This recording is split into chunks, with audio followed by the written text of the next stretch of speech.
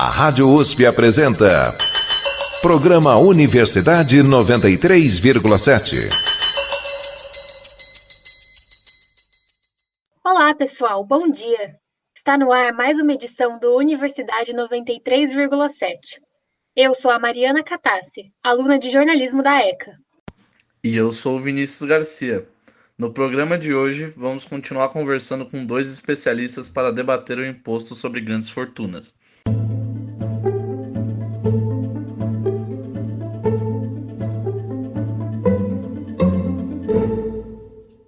Imposto sobre grandes fortunas. Já tem 37 projetos parados no Congresso. Ricos no Brasil pagam imposto de renda mais baixo que em 85 países. Super ricos têm isenção de 60% no imposto de renda. Restante dos contribuintes, 25%. Taxar grandes fortunas? Entenda as razões para isso não dar certo. Bilionários ficam 5 trilhões de dólares mais ricos em meio à pandemia de Covid-19. Estas são apenas algumas das manchetes a respeito do que vamos discutir no programa de hoje. O IGF, Imposto sobre Grandes Fortunas. O aumento da cobrança de impostos para os mais ricos já foi tema de políticas públicas americanas, debates nas redes sociais e até protestos em grandes eventos internacionais. Estamos de volta com os nossos convidados Richard Camargo, economista formado pela FEA-USP e analista com ênfase no mercado internacional, e Paloma Tarrão, coordenadora nacional da Central de Movimentos Populares, que já compartilharam um pouco com a gente sobre suas opiniões a respeito do Imposto sobre Grandes Fortunas, o IGF. Olha o que rolou no último programa. Eu acho que o debate aqui, me parece que não se trata de tributar ou não tributar, e sim como tributar, né? Porque não tem como alguém dizer que é contra taxar grandes fortunas. A injustiça do acúmulo de bens, do acúmulo de patrimônio, do acúmulo de capital, ela é visível, risível. Então, acho que esse é um dos grandes desafios, primeiro de todos. Você tributar, você definir o que é esse patrimônio que você gostaria de tributar. Então, movimentar patrimônio também é muito simples e o capital vai fugir da tributação. A gente já viu em N exemplos ao redor do mundo, o capital vai fugir da tributação. Os repórteres Danilo Moliterno e Letícia Flávia também trouxeram mais informações para a gente sobre o IGF. Dos 37 países membros da OCDE, Organização para a Cooperação e Desenvolvimento Econômico, 12 deles já instituíram o IGF, Imposto sobre Grandes Fortunas. Desses 12 países, o imposto continua vigorando em apenas 3: Espanha, Noruega e Suíça. O debate relacionado ao imposto sobre grandes fortunas, apesar de ter ganhado força no Brasil durante a pandemia, devido à piora em índices que medem a desigualdade social, não é exatamente um tema novo a ser tratado no país. Isso porque o IGF está previsto na Constituição brasileira desde sua promulgação, em 1988. O tema, no entanto, nunca foi regulamentado. Para conferir o programa completo, acesse o site usp.br/radiojornalismo.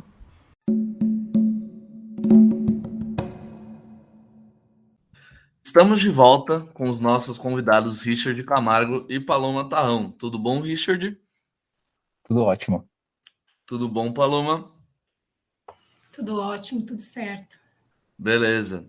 Eles já compartilharam um pouco com a gente as suas opiniões a respeito do Imposto sobre Grandes Fortunas, o IGF.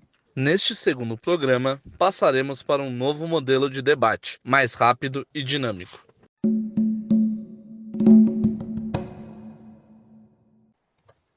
Vamos às regras. Um dos convidados terá 1 minuto para responder a uma das perguntas preparadas pela reportagem, ou expressar sua opinião a respeito do tema. Na sequência, o segundo convidado também terá 1 minuto para responder a pergunta inicial ou rebater a fala do convidado anterior. O debate terá sequência com a possibilidade de tréplica de até 30 segundos por parte do primeiro convidado. Na rodada seguinte, vamos inverter a ordem de resposta dos convidados e assim sucessivamente. Vamos então para a primeira pergunta, respondida pela Paloma. Você acredita que a aplicação do IGF possa afetar a sonegação de impostos de alguma maneira? Sim, é provável que sim. Se você vai taxar, eles vão procurar uma forma de escapar disso. A gente já tem muito disso, né? Na verdade, quem mais paga imposto no Brasil é quem menos ganha, quem menos ganha, quem mais ganha, eles sempre conseguem uma forma de driblar. Então, sim, por isso que a questão da taxação das grandes fortunas, ela tem que vir com toda uma política, todo um cuidado, já prevendo e antevendo essa situação. Em relação à questão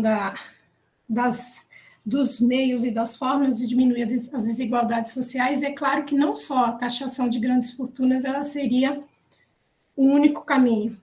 Na verdade, a gente, com certeza, por ser um tema tão complexo, você teria que haver várias vias. Agora, a gente precisa entender que precisa enfrentar uma questão chamada vontade. É claro que quem está confortavelmente nessa situação vai fazer de tudo para que isso não ocorra. Muito obrigada pelos comentários, Paloma. Agora vamos ouvir a resposta do Richard. Não poderia concordar mais de que realmente você dá o incentivo para a pessoa buscar maneiras de sonegar. E acho que até sendo bem pé no chão, a gente sabe que a questão da sonegação de imposto no Brasil está longe de ser uma questão estritamente também só do 1%, né? Um negócio que se estende à classe média, se estende a basicamente muitas outras classes dentro da sociedade. E um dos principais mecanismos, os mecanismos mais efetivos que a gente vê ao redor do mundo de tributação é você poder tributar na fonte. É quando você tem a certeza de que esse imposto pode ser arrecadado, é a maneira como a gente paga, por exemplo, imposto de renda, é a maneira como a gente contribui para o INSS, em que você tem uma vinculação e você tira direto da fonte. Então, quanto mais impostos você puder implementar com essa metodologia, mais assertivo, vamos colocar entre aspas aqui, contábil, né? Mais certo você consegue tornar essa arrecadação e mais difícil você consegue tornar a sonegação. A sonegação de imposto é, sem dúvida, um dos grandes desafios. Muito obrigada, Richard, pela sua resposta. E agora vamos para a tréplica, lembrando que a Paloma tem 30 segundos para responder. Neste ponto, eu concordo, eu entendo que realmente, havendo aí a taxação, com certeza a sonegação iria aumentar. E claro que a sonegação não está aí só no 1%, nisso eu concordo também. Né? Nós temos o que eu posso falar, uma política, um jeito de agir, de tentar ser esperto, né, de tentar driblar esses impostos, e não só a classe não só a classe 1, mas também a classe média. E então, nesse ponto, eu concordo. Agradecemos as respostas e aí a gente passa para a segunda pergunta, que dessa vez vai primeiro para o Richard. Então eu queria saber, na esfera da tributação, você acredita que o IGF seria a melhor solução para a desigualdade? Se não, que outra opção seria possível dentro da esfera da tributação? Nossa, essa pergunta é mega difícil. Assim, tem um equilíbrio que a gente não vai saber qual que vai ser o valor final, né? Qual que vai ser, que de fato a gente vai conseguir arrecadar com o IGF. Com certeza não é você fazer uma conta assim, vamos tributar em, sei lá, 30%, esse é o estoque, então é isso que a gente vai conseguir, justamente por questões de sonegação e evasão. Um equilíbrio que parece, novamente, cheio de defeitos, mas tem alguma eficácia ao redor do mundo, é você criar incentivos para que essas pessoas redistribuam, entre aspas, por livre e espontânea vontade. Acho que tem muita gente que tem essa vontade de financiar grandes projetos. Dificilmente isso acaba indo para projetos mais simples e muito mais urgentes, como questões de desigualdade social e fome, mas você vê ao redor do mundo pesquisas sendo financiadas. Então, hoje, quando a gente olha, por exemplo, a parte de energia, você tem quase 6 fontes diferentes de energia sendo financiadas com capital que é capital de bilionário, capital de 1%, que essa pessoa nunca mais vai voltar a ver esse capital, porque provavelmente ele vai virar pó. Vai virar pó numa tecnologia que não vai se pagar. Por exemplo, se a gente pensar em energia nuclear, tentando melhorar a qualidade dos reatores, torná-los mais seguros, poder escalar. Enfim, então, acho que criar alguns incentivos para outros tipos de pesquisa também ajuda, e é nessa linha. Agora nós damos ouvidos à Paloma. Eu creio que a taxação por si só, não. A taxação por si só não resolveria a questão da desigualdade social, entretanto, é um ponto extremamente importante. E, claro, que aí teria que pensar em todas essas questões, no fato da evasão, no fato de que iriam, ou seja, teria que criar algo bem sólido. Por si só, não seria a situação, porque a questão da redistribuição de renda, não acredito nesse negócio de incentivos para boa vontade, não creio que seria esse o caminho.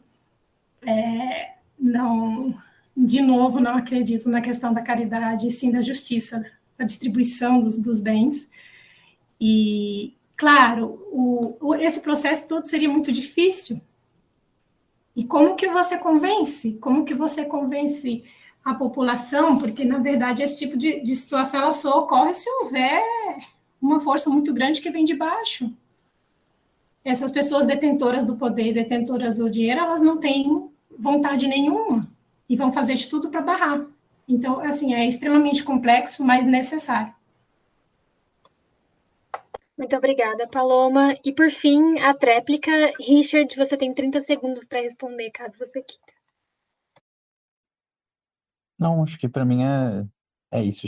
Temos um ponto aqui em que eu realmente acredito que com incentivos a gente consegue melhorar um pouco essa dinâmica, e eu acredito muito que ela só vai acontecer gradualmente, assim. E qualquer pequena vitória que a gente consegue, qualquer pequeno incremento, se for positivo, se ele tiver um impacto que ele é mais amplo do que a gente consegue estimar a priori, eu gosto, assim. São coisas que eu acho que fazem muito sentido. Muito obrigado aos dois debatedores pelas respostas. E, para continuar o programa, vamos propor uma nova dinâmica, em que os próprios convidados elaboram perguntas um para o outro. As regras continuam as mesmas. Um dos convidados vai elaborar uma pergunta de até 30 segundos para o outro debatedor, que pode responder em até 1 minuto. O participante que elaborou a pergunta terá direito de tréplica, também de 1 minuto, seguida de tréplica de 30 segundos do outro convidado. Dessa vez, a Paloma será a primeira a fazer a pergunta. Você tem 30 segundos. Vou fazer uma pergunta para o Richard, que assim, Richard, eu atuo em luta social, associações de bairro, eu estou aqui na Zona Leste, a gente está com um movimento de luta por moradia. Então, assim, a desigualdade, a injustiça, né, social, a desigualdade, eu lido assim com ela o tempo todo. E, às vezes, até o meu discurso ele pode ser um tanto enfático, porque a gente percebe o quanto é cruel esse sistema de distribuição, sabe? A gente percebe o quanto que ele maltrata e ele impede o ser humano de se desenvolver e ser plenamente capaz como ele é dotado para ser. Então, nós temos aí 1% da população brasileira detém 28% de tudo que é produzido, né? Isso, com certeza, não é um número justo. Entretanto, esse 1% com certeza se sente muito confortável, né? Eles triplicaram seus valores aqui durante a pandemia. Como você acha, Richard, que a gente pode fazer alguma transformação no sentido de igualar um pouco mais desse desnível tão alto? Como que a gente pode fazer para distribuir melhor a renda? Richard Camargo, sua resposta em até 1 minuto. Boa, obrigado, Paloma. Distribuir é sempre complexo. Acho que eu gosto muito da proposta da reforma tributária que foi elaborada no começo desse ano, que começou a se discutir. Igual eu comentei, acho que traria alguns benefícios já legais, principalmente pensando em a gente ir equalizando aos poucos essa situação. Mas eu gosto de um dos pontos da sua pergunta, em que você menciona essa dificuldade de a gente poder nivelar e dar oportunidades iguais para que todas as pessoas possam exercer o seu maior potencial. Eu acho que tudo que a gente puder fazer nesse sentido, e talvez o que a gente precise de recursos para isso, em conseguir dar acesso a uma educação melhor, a conseguir botar comida na mesa das pessoas. Por exemplo, essa proposta que a gente vê agora do Auxílio Brasil, em que a gente tem aí um ensaio do que é, uma primeira ideia do que pode ser um programa de renda mínima no Brasil, da gente poder, ainda por mais limitada que seja, por mais repleta de defeitos que seja, começar a equalizar esses problemas mais básicos possíveis, porque, de novo, né, de barriga vazia ninguém vai conseguir exercer todo o seu melhor potencial.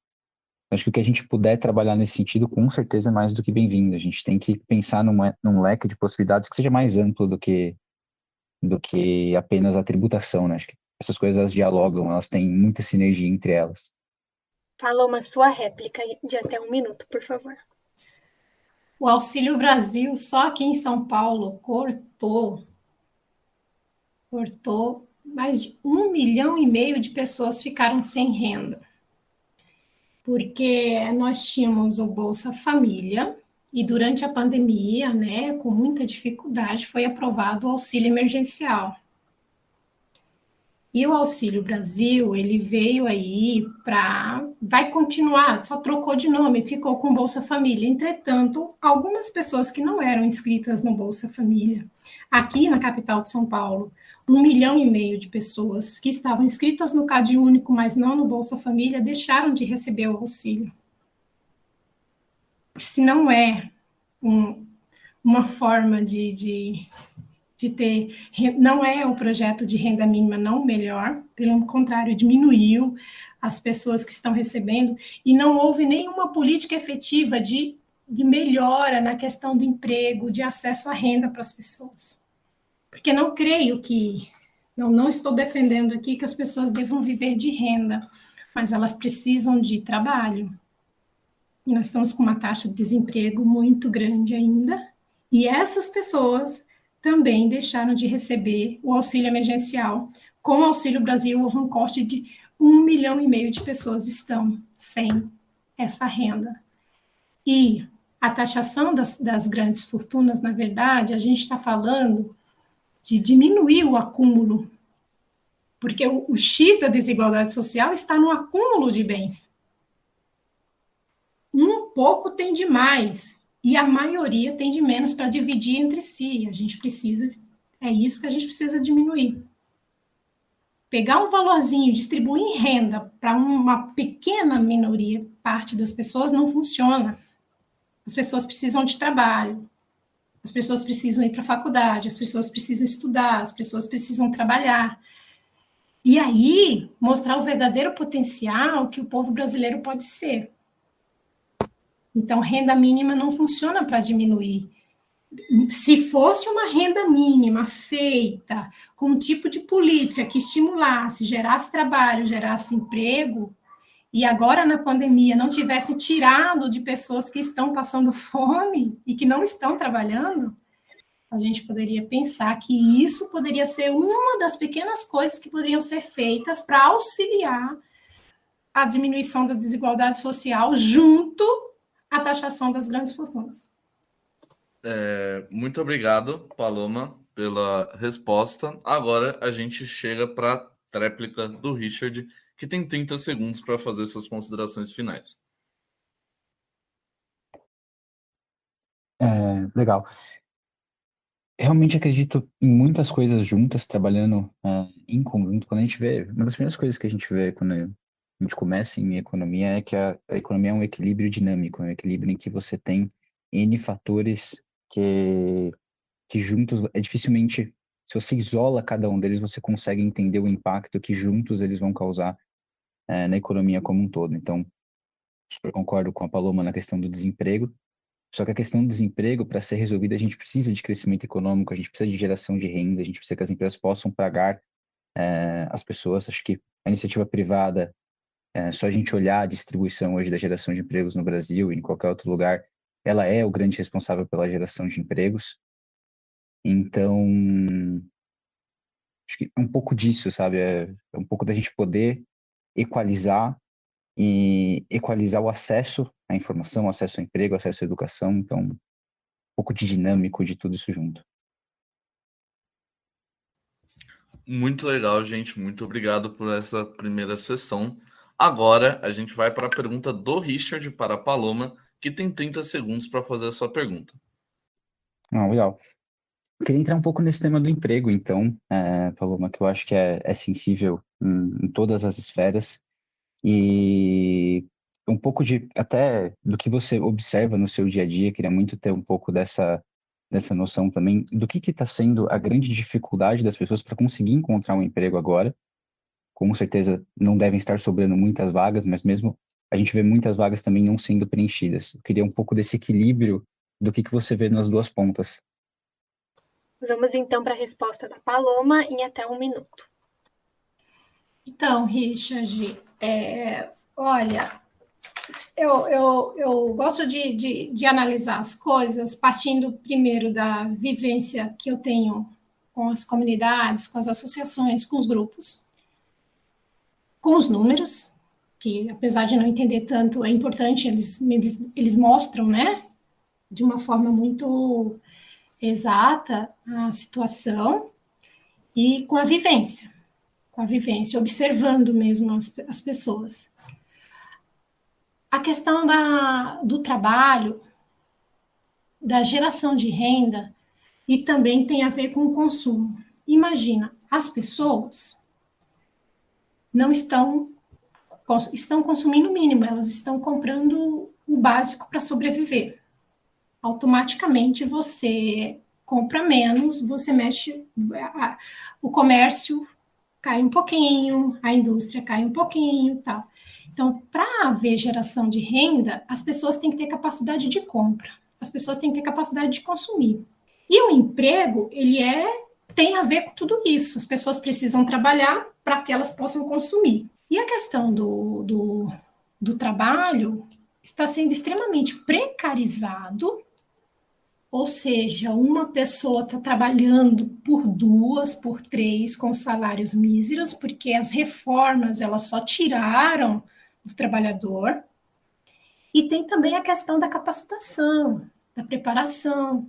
Houve um movimento, sim, as pessoas estavam indo, estavam estudando, mas aí tudo isso retroagiu. E se o mercado não funciona nesse sentido, porque se não há consumo, o mercado retroage. E só que assim, as pessoas continuam desempregadas, continuam sem ter dinheiro para funcionar, mas tem gente acumulando lucro no Brasil, porque elas estão exportando. A alta do dólar faz com que eu vender para fora seja melhor do que distribuir e vender para dentro. Então, é por isso que o alimento está muito caro. E quando o alimento está muito caro, você atinge uma parcela da população de forma que ela fica sem acesso ao consumo. Ela só come, no máximo come. E aí? E a indústria têxtil, e a roupa, e o entretenimento, tudo isso. Então, a questão do trabalho não é falta de vontade do trabalhador, sabe? As pessoas acordam cedo, pegam um ônibus lotado, eu vejo todo dia isso acontecendo, vão para o centro, trabalham, retornam, vêm para a periferia, para terem acesso a uma educação precária, a uma saúde precária, e a gente não pode entender que isso seja normal, que seja por falta de capacidade ou de vontade das pessoas, porque não é o sistema que está injusto. É o sistema que está acumulando demais de um lado e precarizando do outro. Agora a gente vai para a réplica do Richard de 30 segundos. Legal. Obrigado, pessoal, pelo espaço. Não poderia concordar mais contigo. Tenho certeza que essas coisas se equilibram bastante. O que a gente vê aqui, historicamente, é que hoje a gente tem realmente taxas de desemprego no Brasil muito elevadas e, infelizmente, isso não aconteceu só na pandemia, né? A gente já vinha com esse equilíbrio muito ruim há alguns anos e tem sido muito difícil equalizar isso aqui no Brasil. E a gente observa que as regulações trabalhistas mudaram, e acho que mudaram justamente para tentar equalizar esse equilíbrio. É muito complexo isso de a gente não tem emprego, então talvez se a gente não tem emprego e não tem consumo, você baratear o custo de você ter uma pessoa, talvez facilite essa pessoa estar empregada. É muito complexa essa questão, porque a gente está como se a gente estivesse fazendo um equilíbrio pior, né? Onde a gente estava, para poder ter um equilíbrio que de alguma maneira traga uma solução de curto prazo. Porque o problema o emprego é um problema de curto prazo. Não dá para a gente falar que no mundo perfeito, em que daqui 15 anos a gente vai ter um monte de emprego. A gente precisa resolver emprego hoje. E às vezes a única solução que a gente tem é uma solução pior do que onde a gente estava. Infelizmente, o que a gente viu, eu concordo muito com a Paloma, foi essa deterioração nas condições de emprego. E é muito difícil para a gente aceitar que para resolver esse problema de curto prazo, que é o problema do emprego, então isso é algo que a gente, claro, todos temos esperança, queremos que a situação seja resolvida da melhor maneira possível em longo prazo, mas às vezes é muito difícil a gente ver isso se deteriorando no curto prazo, a gente indo para um equilíbrio pior, simplesmente porque essa é a solução que a gente tem hoje. E acho que isso é muito do que aconteceu. E aí eu realmente não tenho a resposta, eu não sei se essas pessoas estão melhores hoje, com um emprego mais precário, se a contrapartida talvez fosse não ter nenhum emprego, ou se elas estão piores. Realmente eu não tenho essa resposta, mas eu consigo ver que foi essa mais ou menos a dinâmica que imperou ao longo dos últimos anos aqui no Brasil. Bom, agora a gente tem 30 segundos para a Paloma fazer as considerações finais sobre esse debate. Bom, gente, eu gostaria de agradecer o espaço, gostaria de agradecer por estar aqui com todos vocês, obrigada. É sempre muito importante debater essas questões. Eu acho que a pandemia, ela trouxe à tona, eu acho que estava aí o tempo inteiro e a gente talvez não percebeu, mas a gente trouxe à tona questões muito sérias do Brasil, né? E a desigualdade social, né? A vulnerabilidade a qual muitas pessoas vivem, que sendo que uma pandemia, né, trouxe à tona de forma que a gente percebe que o nosso sistema não está certo, a gente precisa mudar, a gente precisa melhorar, as pessoas precisam ser tratadas com mais respeito. A questão da taxação das grandes fortunas é simples, é dividir de forma mais justa, mais igualitária. Não falo isso no sentido de assistencialismo, falo isso no sentido de proporcionar para as pessoas a capacidade delas se desenvolverem. Quando as pessoas elas têm acesso à saúde, à educação, à cultura, elas florescem. E aí a gente poderia ser o que a gente ainda não é. O grande problema da nossa sociedade é o acúmulo, gente. É o acúmulo por mãos de poucos em detrimento da dificuldade de muitos. Então, não é justa a forma como está colocado esse sistema social. E é urgente que a gente debata e que a gente debata métodos de transformação a curto, médio e longo prazo. Nós não podemos permitir que um país que é um dos maiores produtores de alimento tenha pessoas passando fome. A gente não pode permitir isso. Não é bonito, é feio enquanto sociedade. Isso que está mostrando que nós falhamos. E aí, muitas explicações bonitas e justificativas, bem elaboradas, não justificam que nós produzimos muitos alimentos e temos pessoas passando fome.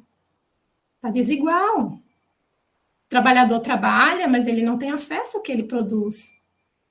Tem gente afanando, pegando isso daí.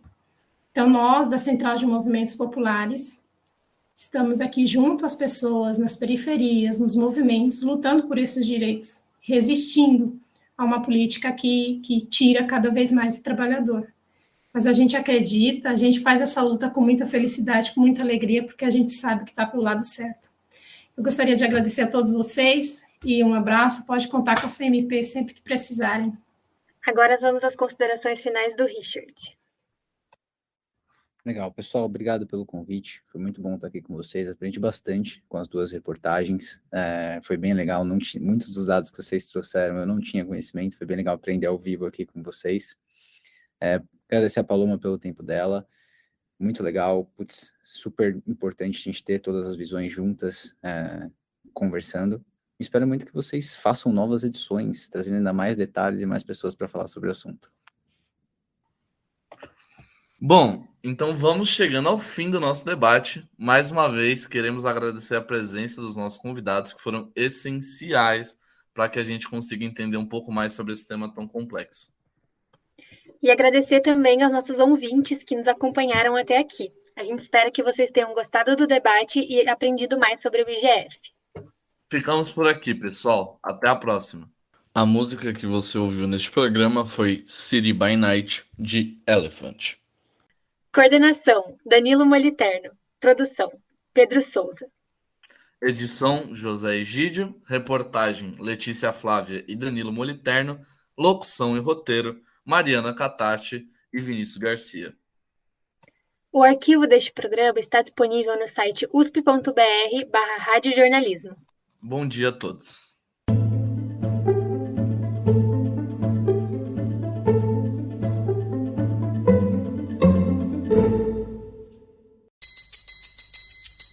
A Rádio USP apresentou Programa Universidade 93,7.